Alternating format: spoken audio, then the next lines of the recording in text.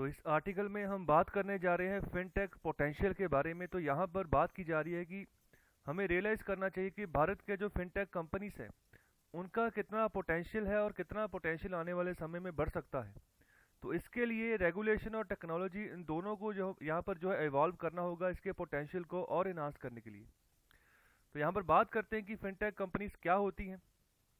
तो स्टार्टिंग में यहाँ पर बात कर रहे हैं कि एक inaugural Economic Times startup awards dialogue हुए हैं जब जो कि यहाँ पर करवाए गए ऑन फिनटेक। ओके, तो इन्हीं कंपनीज के ऊपर यहाँ पर जो है अवार्ड डायलॉग्स हुए जिनमें बहुत सारे प्रैक्टिशनर्स अलग अलग फील्ड से आए थे और जिन्होंने यहाँ पर पार्टिसिपेट किया और बताया कि फिनटेक कंपनीज की यहाँ पर क्या क्या पोटेंशियल हो सकती है, किन किन फील्ड में, और क्या थ्रेट हैं और क्या ज़रूरतें हैं अभी जो यहाँ पर करनी चाहिए, जो चेंजेस यहाँ पर करने की ज़रूरत है अगर फिनटेक के पोटेंशियल को और इन्हांस करना है पूरे भारतवर्ष में।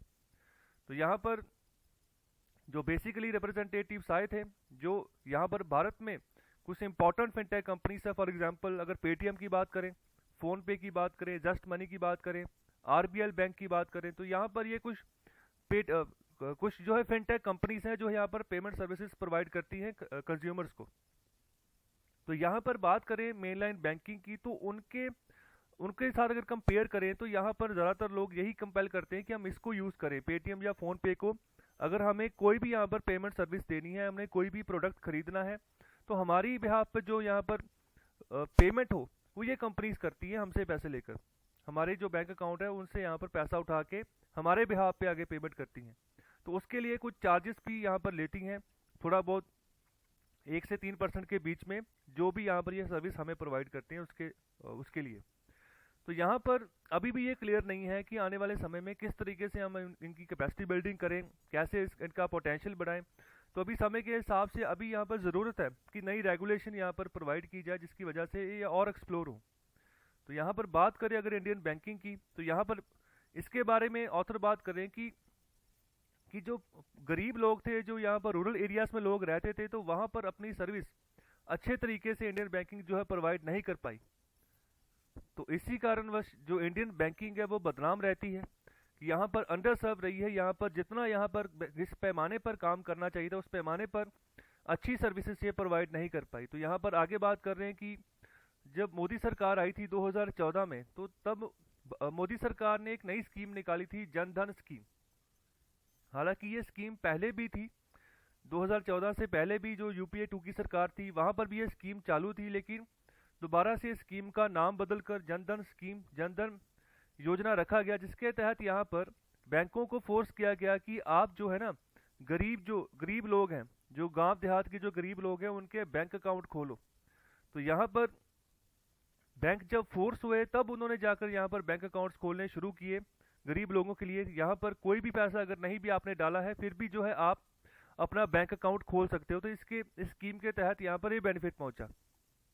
तो यहाँ पर आगे बात कर रहे हैं कि इसका जो बेनिफिट रहा है ना, जो जिन्होंने यहाँ पर बैंक खाता खोला है, जिन लोगों ने, जिन गरीब लोगों ने, उनको सिर्फ एक ही बेनिफिट रहा है कि उनको यहाँ पर जो सरकार बेनिफिट ट्रांसफ़र देती है डीबीटी के तहत, डायरेक्ट बेनिफिट ट्रांसफ़र के तहत, तो वही पैसे थोड़े बहुत पहुँचते हैं उन अकाउंट्स में।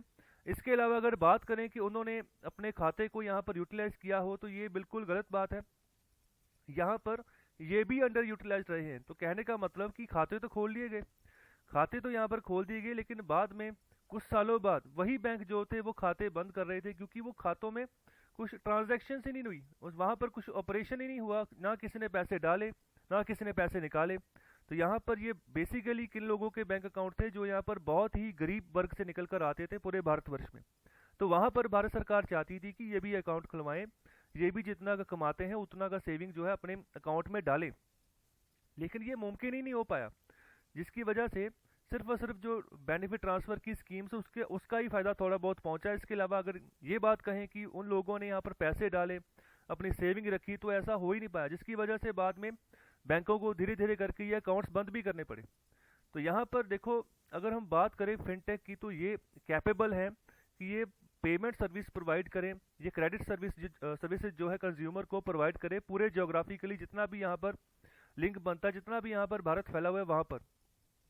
क्योंकि छोटे छोटे लेवल पर जो है ना, ये मास तक जो है यहाँ पर पहुँच जाते हैं। अगर किसी के पास, अगर देखो मोबाइल फ़ोन की बात करें तो सबके पास है, तो यहाँ पर अगर ऐप्स की बात करें, इंटरनेट कनेक्टिविटी की बात करें, तो सभी मोस्टली चला लेते हैं काम यहाँ पर।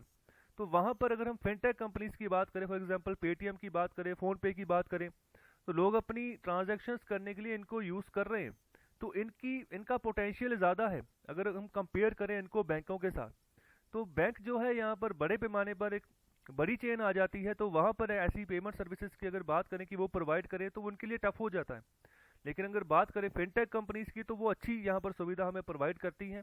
जितने भी ई कॉमर्स प्लेटफॉर्म आप देखते हो, जैसे फ्लिपकार्ट हो गई या अमेजन हो गया, या इसके अलावा और भी जितने भी ई कॉमर्स के प्लेटफॉर्म हैं, तो यहाँ पर जितनी भी ट्रांजैक्शंस होती हैं, तो यहाँ पर एक तरह से ये भी हमें होल्ड जो है प्लेटफॉर्म प्रोवाइड करती है जितनी भी फिनटेक कंपनीज है। इसके अलावा अगर आपने कोई रिचार्ज करना है, अगर आपने किसी का बिल भुगतान करना है, तो उसके लिए भी बहुत फायदेमंद जो है साबित हो रही है जितनी भी फिनटेक कंपनीज भारत में अभी के लिए फिलहाल जो काम कर रही हैं। तो आगे यहाँ पर हम बात करने जा रहे हैं मर्चेंट डिस्काउंट रेट के बारे में। ये क्या होता है, शॉर्ट फॉर्म में इसको हम एमडीआर भी बोलते हैं। तो is the rate charge to the merchant for paying processing services on debit and credit card transactions.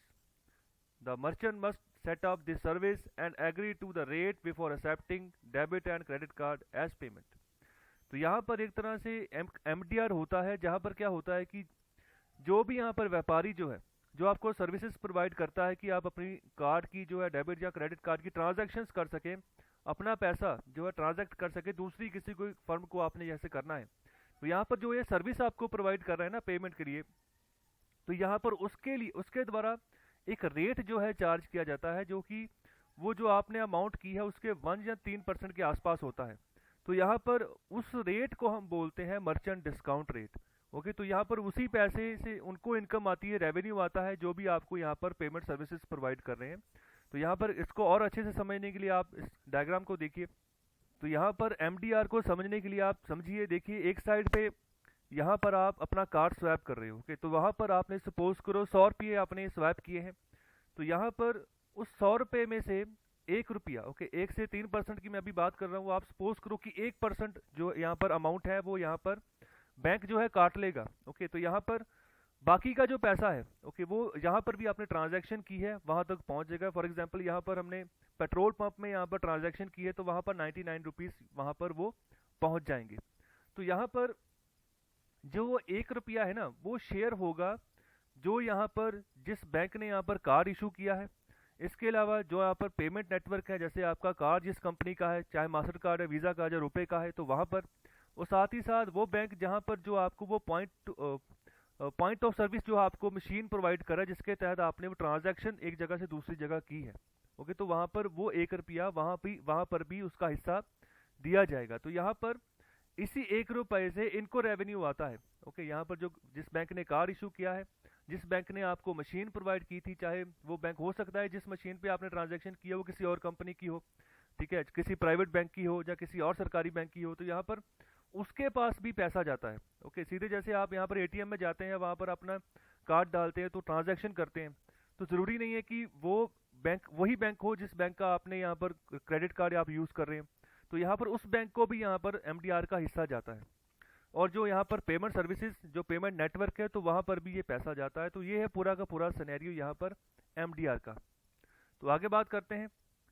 तो यहाँ पर भारत सरकार ने क्या किया है, यही जो एमडीआर है ना, मर्चेंट डिस्काउंट रेट, इसको ही यहाँ पर स्क्रैप कर दिया है, ख़त्म कर दिया है। तो यहाँ पर जिसकी वजह से जो जितने भी यहाँ पर पेमेंट सर्विस ऑपरेटर थे, उनका जो यहाँ पर अच्छा सोर्स ऑफ रेवेन्यू था वो ख़त्म हो गया। और साथ ही साथ जो न्यू एंट्रेंस थे, जो यहाँ पर जिन्होंने यहाँ पर एंट्री करनी थी, ओके, जिन मर्चेंट्स ने यहाँ पर और एंट्री करनी थी, उनके भी रास्ते जो है यहाँ पर बंद हो चुके हैं। तो यहाँ पर डायलॉग अवार्ड्स में जो भी यहाँ पर चर्चा के लिए पार्टिसिपेंट्स आए, तो उन्होंने यहाँ पर इस मुद्दे के ऊपर भी यहाँ पर जोर दिया है, जितने भी यहाँ पर फिनटेक कंपनीज के पार्टिसिपेंट्स आए थे, कि ये देखो हमारा काम यहाँ पर यही है कि हमने यहाँ पर पेमेंट सर्विसेज प्रोवाइड करनी है, तो हमें भी एमडीआर से रेवेन्यू आता था, अब उसको ही अब यहाँ पर स्क्रैप कर दिया गया, तो यहाँ पर नुकसान हो रहा है। तो यहाँ पर जो है आरबीआई और सरकार, उनको यहाँ पर दोबारा से रीथिंक करना होगा इसको, कि आपने एमडीआर रेट को पूरी तरह से स्क्रैप कर दिया है, ख़त्म ही कर दिया है। तो इसका जो आप रिस्ट्रिक्शन आपने लगाई है, आप उसके बारे में दोबारा सोचो कि उसका किसी ना किसी तरीके से नुकसान हो रहा है। जिस तरीके का पोटेंशियल है फिनटेक कंपनीज का आगे बढ़ने का, मासेस तक आगे अप्रोच करने का, उनको एक बेटर सर्विस प्रोवाइड करने का, उसमें कोई ना कोई यहाँ पर बाधा आ रही है जो आपने एमडीआर को यहाँ पर ख़त्म कर दिया है। आगे यहाँ पर बात कर रहे हैं कि जो अगर बैंकों की बात करें तो उनके पास उनकी जो कैपेसिटी है ना वो इतने बड़े पैमाने पर नहीं है कि जो यहाँ पर हमें आपको जो है एक अच्छा इंफ्रास्ट्रक्चर दे सके, एक अच्छी जो एक्सप्लोसिव ग्रोथ दे सकते हैं। अगर हम बात करें जो भी हम पेमेंट सर्विसेज के मामले में बात करते हैं उसके बारे में, तो यहाँ पर बैंक इतने बड़े पैमाने पर कैपेबल नहीं है। तो यहाँ पर उनको भी जो यहाँ पर मुसीबतें आती हैं उनको भी यहाँ पर फिक्स करने की ज़रूरत है। इसके अलावा जो सबसे बड़ी प्रॉब्लम आती है फिनटेक में वो आता है साइबर क्राइम। साइबर क्राइम कहने का मतलब क्या है कि आपने जो ट्रांजैक्शन की है, कई बार ऐसा होता है वो ट्रांजैक्शन की जो पैसे हैं वही गायब हो जाते हैं। वो कोई ना कोई जो साइबर क्रिमिनल होता है वो हैक कर लेता है, जिसकी वजह से आप जो कस्टमर है उसका नुकसान हो जाता है। तो यहाँ पर इसके ऊपर भी यहाँ पर जो है बात करनी होगी। यहाँ पर भी ये काम करने की बात कर रहे हैं कि इसके ऊपर भी फोकस करो कि इसको कैसे गार्ड करें। तो इसके लिए भी हमें जो है टेक्नोलॉजिकल सेफ गार्ड जो है आने वाले समय में ये लाने होंगे, जो कि जो यहाँ पर हमारे कस्टमर्स हैं उनको हम ट्रेन करें, उनको एजुकेट कर सके कि आपने अपनी अगर पेमेंट सर्विस को यूज़ करना है तो किस तरीके से करें, किन किन बातों का आप ध्यान रखें जिस वजह से आपका पैसा कोई दूसरा इंसान लूट के ना ले जाए। ओके, तो यहाँ पर इसकी भी एजुकेशन, इसकी भी ट्रेनिंग जो है हमें प्रोवाइड करनी होगी अगर यहाँ पर पेमेंट सर्विसेज को अच्छे से यहाँ पर बढ़ावा देना है आने वाले समय में। सो देखिए, वैसे ही ज़माना जो है क्लाउड कंप्यूटिंग की ओर बढ़ता जा रहा है। यहाँ पर जो भी आप काम कर रहे हो, घर बैठे आप ऑर्डर दे रहे हो, घर बैठे आपको सामान पहुँच रहा है, तो पेमेंट सर्विसेज जो भी आपको प्रोवाइड हो रही है वो भी ऑनलाइन है। तो वो भी यहाँ पर फिनटेक कंपनीज के जो ऐप है वही मोस्टली लोग यूज़ कर रहे हैं। तो अगर वहाँ पर आपने भरोसा और बढ़ाना है लोगों का, तो वहाँ पर जितनी भी तरह की परेशानियाँ आती है ना उनको दूर करना होगा। ओके, तो यहाँ पर डीमोनेटाइजेशन के समय पर भी यहाँ पर बहुत सारी खबरें आई थी कि पेटीएम को भी काफ़ी बड़ा चूना लगा था उस समय ट्रांजैक्शन के समय ही। तो यहाँ पर अभी भी किसी ना किसी मायने हम अगर हम देखें कि ट्रस्ट थोड़ी सी कमी है, लोग विश्वास अभी भी कम कर रहे हैं। तो आगे बात कर रहे हैं कि सबसे बड़ा जो चैलेंजिंग यहाँ पर इशू है ना वही है डाटा के बारे में, कि डाटा का मिस यूज़ ना हो जाए।